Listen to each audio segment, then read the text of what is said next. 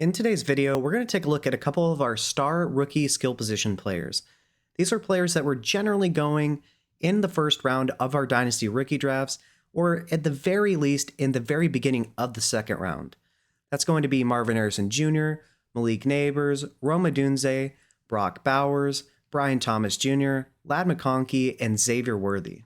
The first player we're going to look at is Marvin Harrison Jr. of the Arizona Cardinals. In week 1, he had a 90% snap share. That's really good. However, his rush share was 0%. That's not really his game. Nothing to really worry about in that regard. But his 9.68% target share was incredibly low, as well as his output. He only finished the game with 3 total targets, which was pretty shocking to be honest with you, including 1 reception for 4 yards and no touchdowns. I will say that at the very end of the game, he was wide open for what would have been a 40-yard game-winning touchdown. Kyler Murray was running for his life, and so he didn't end up being able to connect with Marvin Harrison, but his performance wasn't really as poor as the base stats would tell you. And so people were declaring him a bust, being a little bit overreactionary, obviously. And so in week 2, he had a blow-up game. He had only 70% of the snaps played in that game, but they were blowing out the other team, so he didn't need to be on the field that long. I mean, he had 2 touchdowns in the first quarter. He finished the game with, again, a 0% rush share, but he's not really going to be asked to run the ball. But he had a 38.10% target share. That is massive. An elite target share in general is give or take 30%, so yeah. He finished the game with 8 targets. That's awesome. 4 receptions. Considering he had 130 yards and 2 touchdowns, you'll definitely take that. He wasn't the most efficient with his targets. That's a combination. He did have, I believe, 1 focus drop in week 2, but also the targets from Kyler weren't the best per se. When you look at week 3, though, he was much less efficient with his targets than in week 2, but still had a pretty good game overall. He finished the game with an 88% snap share. We like that. Once again, a 0% rush share, but he had a 32.35% target share.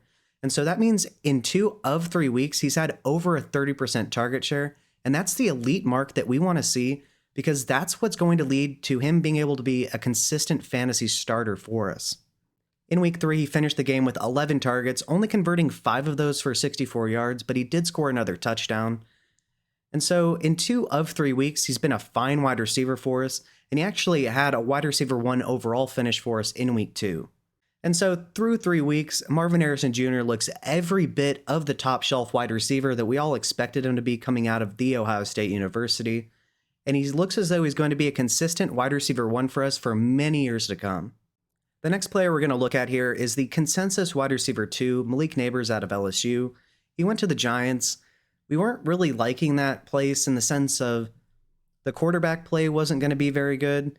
However, it's turned out that he's such a transcendent talent that it doesn't really matter. In week 1, he played 100% of the snaps. He didn't record a rush, although that is part of his game. And he only had an 18.42% target share. That's generally that of a high-end wide receiver 3. In general, you want to have about a 20 to 25% target share to be a wide receiver 2.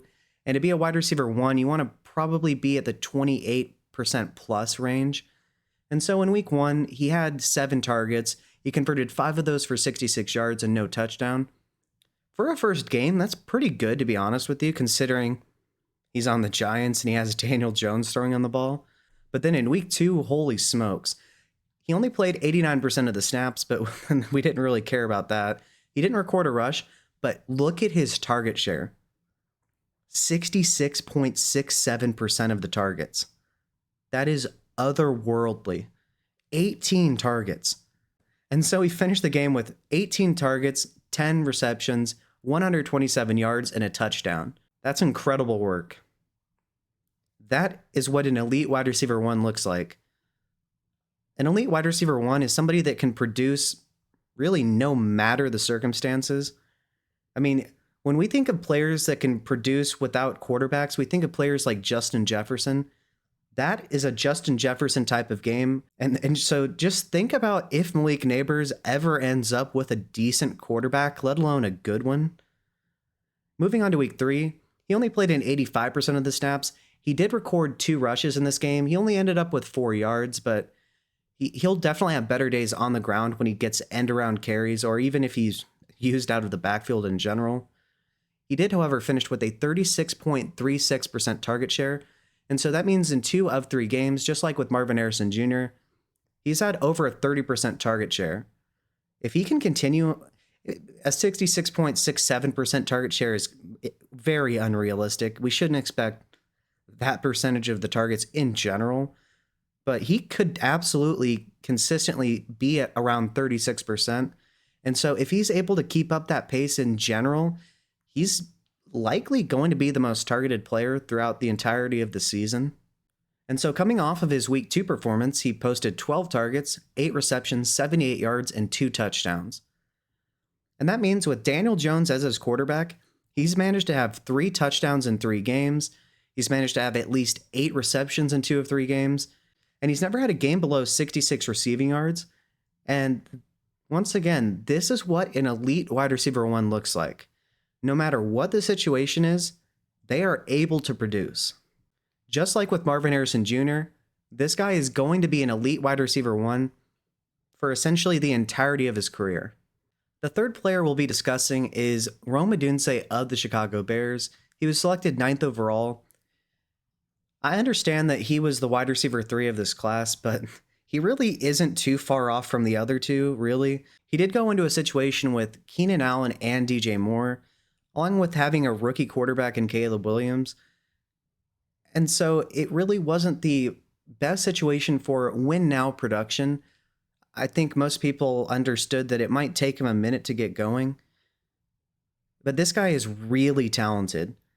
He isn't that much worse than Marvin Harrison Jr. in the sense of they're both prototypical X wide receivers that do have absolute positional versatility in their offenses. Marvin Harrison Jr. is more refined in his route running and his footwork in general. But Rome Odunze, in my opinion at least, is better at winning down the field.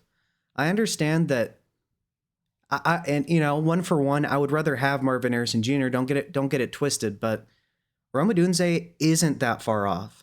And then another thing is that people were thinking he might get JSN this year. Well, I was telling people he is an X wide receiver. While they could choose to JSN him, it made a lot more sense for him to be starting in 2 wide receiver sets as their X wide receiver. And so throughout the first 3 weeks, we've seen that that is the case. In week 1, Rome Odunze played 77% of the snaps. He didn't record a rush, but he had a 13.79% target share. That was only good, however, for 4 targets, 1 reception, and 11 yards with no touchdowns. The 1 reception was where he caught the ball on a deflected pass. And it definitely was a poor performance from a counting stats perspective. But if you use context here, it's Caleb Williams' first game. It was against the Titans. They are a very good defense this season. And he wasn't the clear number 1 wide receiver. If he was on one of these other teams like Marvin Harrison Jr. and Malik Neighbors, he would be getting an insane target share. It's only because he had Keenan Allen and DJ Moore there, along with the fact that he's playing with a rookie quarterback. In week 2, he went up from 77% to 94% of the snaps. He didn't record a rush again, but he had a 14.71% target share. That's not insane either, but it is a step up from week 1. He finished with 5 targets, including 2 receptions for 33 yards and no touchdown. Essentially, everything was just a little bit better in week 2. In week 3, however, we really got to see what Rome Odunze can look like, and this game could have been a lot bigger. He played 99% of the snaps. That's more like it. He did get 1 carry that he turned into 2 yards. And he finished the game with a 22.92% target share. Considering he has to share the room with DJ Moore, this was another game just like in week 2 where Keenan Allen didn't play. However, we got to see some of the upside that he possesses. He finished the game with 11 targets, 6 receptions, 112 yards, and a touchdown. Caleb Williams did miss him on 2 long balls, and he could have easily finished with 8 receptions, about 190 to 200 yards, and 2 to 3 touchdowns. But it's still an insane day overall. He posted a wide receiver 6 week, I believe. And yeah, It took him a little bit longer, and he's in general not going to have the ceiling that he is going to have in other years this season because of Keenan Allen being there. But as soon as this next season, because Keenan Allen's on a 1-year deal and he's aging out, he is absolutely going to be a wide receiver 1 for us in fantasy. People really don't like Caleb Williams. They want him to fail. They just, for whatever reason, don't like him. I'm sure they have their reasons.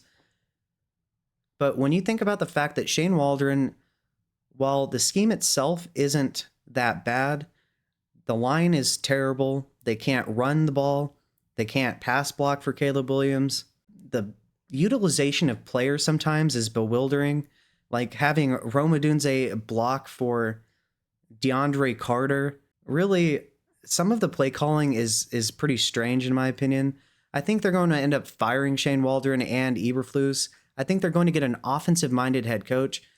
Offensive coordinators like Bobby Slowick or Ben Johnson come to mind. And so I think this next season, we're going to see a lot better production from all of the Bears players, including DJ Moore. But getting back to Rome Odunze, it only took 3 games for him to have an elite wide receiver 1 week. And I think that in the future, as soon as this next season, this is going to be much more of the norm than anything we saw in the first 2 weeks. The first and only non-wide receiver that we're going to be discussing in this video is Brock Bowers of the Las Vegas Raiders. He went into what we at least generally viewed as the worst possible situation imaginable, and it still hasn't mattered. He is that good. In week 1, he played 68% of the snaps. He hasn't recorded a rush so far this season. He, however, did have a 25% target share. I was projecting before the season around 20 to 22%. And so it's nice to see that he's, at least through 2 of the first 3 weeks, getting a little bit higher of a target share than that. And yeah, the production speaks for itself. 8 targets, 6 receptions, 58 yards, no touchdown in week 1. That, however, was good for one of the better tight end weeks in week 1. And it took him 1 week to be an elite tight end. So props to him, because rookie tight ends are a bit difficult to predict. A lot of times, historically, it's taken a couple years for tight ends to really blossom into what they end up being. And so that also is scary if you don't own Brock Bowers, or if you do own Brock Bowers, that's encouraging because he's probably nowhere near what his peak's going to be at. And then in week 2, he had a 68% snap share once again, and he also had a 25% target share. This time he finished with 9 targets, 9 receptions, and 98 yards. He finished week 2 with 9 targets, 9 receptions, and 98 yards. He didn't have a touchdown, but once again, an elite tight end week.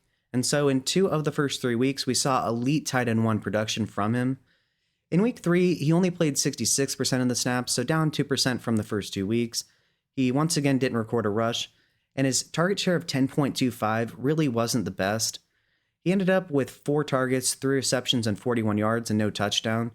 And so throughout this year, he hasn't scored a touchdown as of yet, but in 2 of 3 weeks, he's been an elite tight end 1 for us. And so if you own Brock Bowers, I don't think you could possibly be complaining.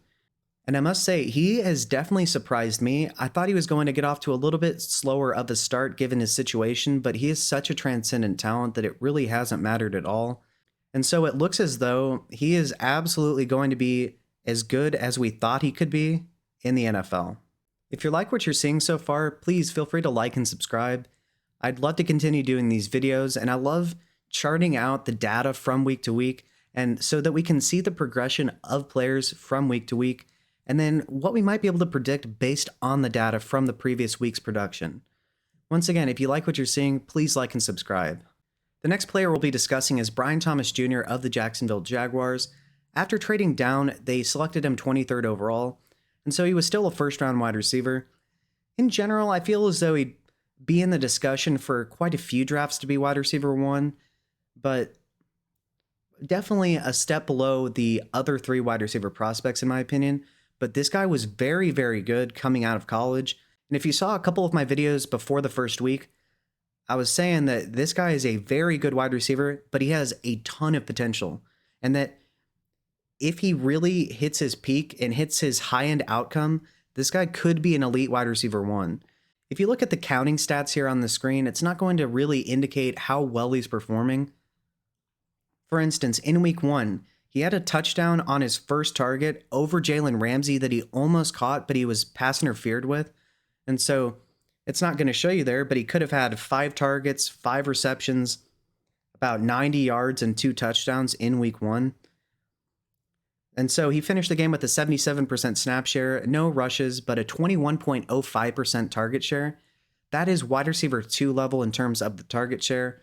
The 4 for 4, 47 yards and a touchdown is a pretty good week 1. In week 2, he had a 73% snap share, no rushes once again, but a 14.81% target share. That's more so wide receiver 3 status. He had 4 targets for a second straight week, finishing with 2 receptions and 94 receiving yards with a long of 66. And what we can conclude from that is even on a limited target share, he has the ability to get almost 100 receiving yards. This guy is a big play threat. In week 3, he recorded a 73% snap share for a second straight week, no rushes for a third straight week, but he had a 20.45% target share. And so in 2 of 3 weeks, he's had a wide receiver 2 level of target share. In this game, he had 9 targets, including 5 receptions for 48 yards. I will say, though, T-Law missed him on a dig route that, given his 4.33 40-yard dash speed, which absolutely translates on the NFL field, he could have potentially had a 6 for about 80 in a touchdown game, because if he had been hit in stride on that, there's a decent chance he outruns the Bills secondary to the end zone.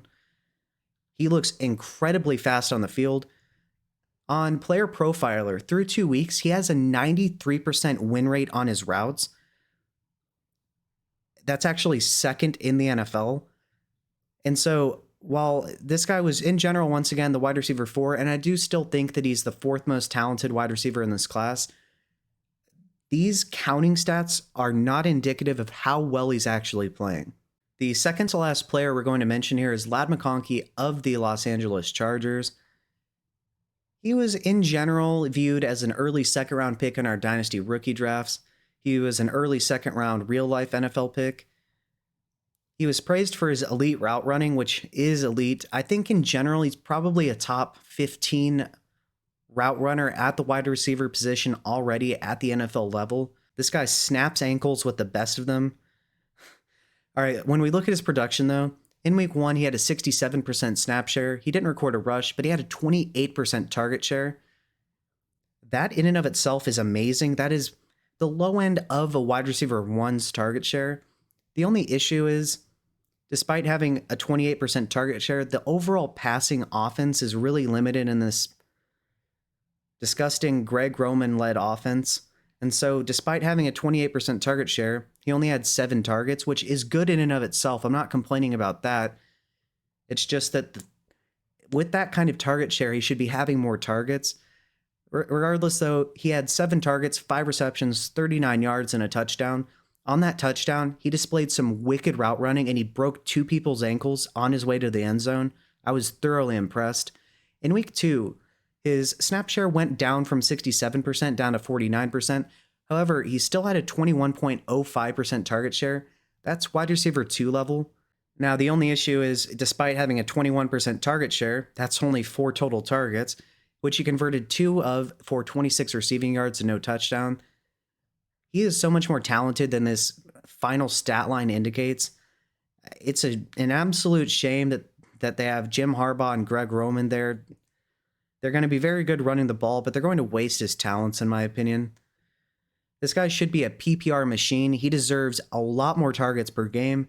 The target share is fair, but the overall passing volume should just be better in general, in my opinion. It's a waste of Justin Herbert as well.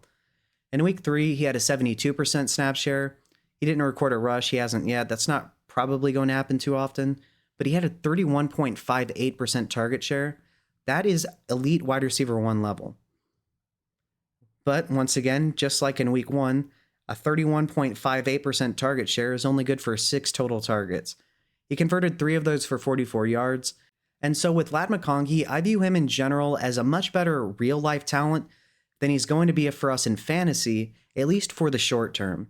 If they were ever to get rid of Greg Roman and hire an offensive coordinator that doesn't run 1930s smash mouth running game football, he is capable of so much more than he's showing us. He is one of the best route runners in the NFL.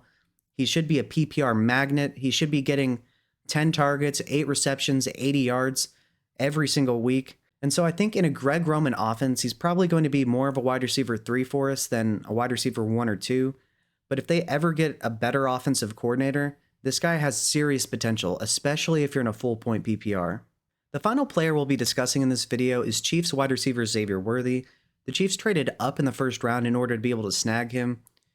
Pre-draft people weren't so high on him. He had an amazing freshman season at Texas, and that was his best season. Then he went to the Chiefs, and a lot of people were all of a sudden in love with him. Admittedly, it was the perfect landing spot. And then in week 1, he finished with a 63% snap share, pretty good, 5% of the carries, and 11.11% of the targets. He turned that into 3 targets, 2 receptions, 47 yards, and 1 touchdown through the air, and he had 1 carry for 21 yards and 1 touchdown on the ground. Obviously, that is an incredibly efficient performance, and the 1 target that he didn't corral was a crossing route in the end zone where a Ravens defender was able to smack the ball away, but Xavier Worthy also played good defense on that play in order to allow it to not be an interception. And obviously, that's incredibly efficient. It was over a 20-point fantasy performance in a full PPR. And after that game, everybody was incredibly high on him. And I think we're expecting way too much out of him because on 3 targets and 1 rush attempt, no matter who you are, it's going to be pretty difficult to have a 20-point fantasy performance regularly. And so if you watched my film review of him, I was telling people that he's probably going to be a little bit inconsistent until he can start earning more targets in general. And so in week 2, he had a 68% snap share, which is good. It's better than week 1. He had a 3.13% rush share and a 17.39% target share. Everything besides the rush share was higher than in week 1, but the total rush attempts were the same. He turned 4 targets into 2 receptions, 17 yards, and 1 carry into 5 yards. He didn't have a touchdown on this game, but he was missed on a deep pass that potentially could have been a touchdown. And this is what I was talking about when I was saying that it's going to be incredibly difficult to be that efficient on such a limited workload. He's going to have much better weeks than that, though, and there's no reason to be concerned at all. He's a great player in a great offense with a masterful play caller in Andy Reid. But we needed to lower our expectations because week 1 performances on this workload are probably not going to be the norm, but he's definitely capable of it, as he obviously has already shown us. When we look at week 3, he only played in 50% of the snaps. He had a 9.09% rush share and an 11.11% target share. He finished the game with 4 targets, 2 receptions, 17 yards, and no touchdown. The exact same receiving line as he had in week 2. However, he had 3 rush attempts in this game, and he finished with 13 yards on the ground. Overall, he's had 1 very efficient week and then 2 relatively inefficient weeks, but he has been missed on, I know in week 3 for sure, he was missed with a late pass from Patrick Mahomes in the end zone where he had the defender beat, but Mahomes didn't get it to him in time, and so he didn't end up with a long touchdown. But just like in week 2, week 3's performance could have looked a lot better on paper. And this is what I think we're going to see from him on a week-to-week basis until he can really start to earn more targets per game in this offense. He's going to have these big boom weeks, and he's going to have these bust weeks. And if you play him in your lineups, you're going to have to be willing to deal with that. I do expect him to, in general, towards the latter half of the season, earn around 6 to 8 targets per week. He is deserving of that sort of target share. It's just with them having Rashee Rice, who's looked a lot better this season, still having Travis Kelce, wanting to run the ball a good amount with Isaiah Pacheco, who will be back eventually from injury. He's just going to have to earn his targets in this offense. And so I think until he is able to earn more of a target share, he's once again going to be relatively inconsistent, but he's incredibly talented. And in the future, I think we can expect easy wide receiver 3 production from him with massive wide receiver 1 blow-up weeks when he is able to be as efficient as he was in week 1, which will happen from time to time. And if he owns Xavier Worthy, I think you have to be incredibly excited. This guy's an awesome player in an amazing offense connected to the best real-life quarterback in the entire NFL. In summation, we have good reason to believe that this could go down as one of the best skill position drafts especially for fantasy football, in recent memory. We have two absolute top shelf wide receiver ones in Marvin Harrison Jr. and Malik Neighbors. I personally think that Rome Odunze is going to be there as soon as this next season. He's really just a victim of having Keenan Allen and DJ Moore on his team. In most drafts, he would be the wide receiver one. Then we have Brian Thomas Jr., who is definitely, in my opinion, underrated. He has the ability, the physical skill set, and he's looked a lot better with his route running to be a top shelf wide receiver one, even if he isn't there yet. Then you have Brock Bowers. He already looks like a top shelf tight end. And so 3 elite wide receivers and an elite tight end already. And then we have the Xavier Worthies, Lad McConkeys. They're going to be very, very good fantasy assets for us. And I didn't even mention in this video players such as Xavier Legette, who I think with time is going to be a very solid wide receiver for us in fantasy football. Keon Coleman, who I think isn't a very good fit for the X position that they're asking him to play, but I think with time he's going to be able to develop into a very good real-life wide receiver. I just didn't like him as an X. And so we've seen inconsistent production from him so far, but he has shown flashes. Then players like Ricky Pearsall, with him having that situation that I can't really talk about because we're on YouTube and I have to censor my wording. He, I think, is going to be very good. I think that they're probably going to get rid of Deebo Samuel after the season. They just signed Brandon Ayuk. And so I think Ricky Pearsall is going to be the new Deebo Samuel for this 49ers offense. And so to conclude here, this, in my opinion, is going to go down as one of the best drafts we have ever seen for a skill position player standpoint. But yeah, what do you think about this draft class in general? Who's your favorite player? Let me know below in the comment section. With that being said, if you like what you've seen and heard in this video, please feel free to like and subscribe. It lets me know that you want to see more content like this in the future. Thank you and have a good day.